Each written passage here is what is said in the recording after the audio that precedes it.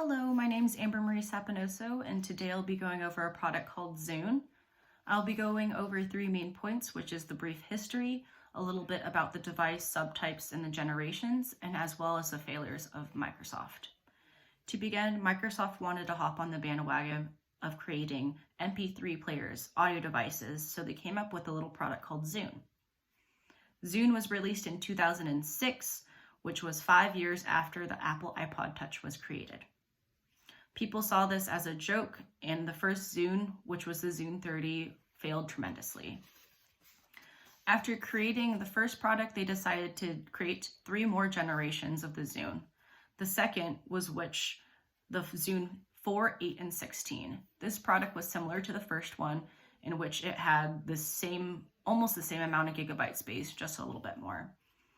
After that tremendous failure, they also went over to the next generation, which was the third generation. This generation was a little bit better. It was called the Zune 80 and Zune 120, and it had the same design, bigger gigabyte space, just as the previous ones, as well as a bigger screen and more applications.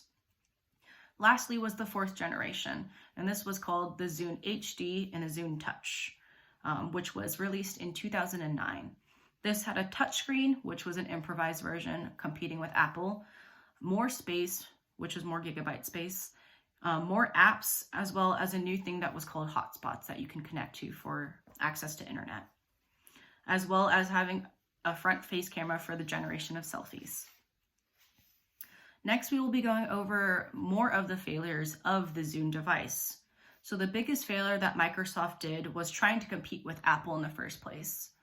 Unfortunately, they came out with this product 5 years after Apple iPod Touch was created, which made it very, very competitive to make a better product. Second, none of the Zune devices had as much potential that Apple iPod could ever do.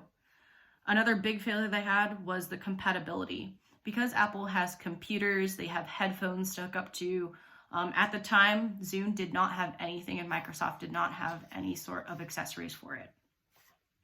This made it difficult to advertise and put on social media for audience to buy. In conclusion, although Zune will never make its comeback, it still made an impact by showing how dedicated Microsoft and the creators were to push to the top and beat Apple.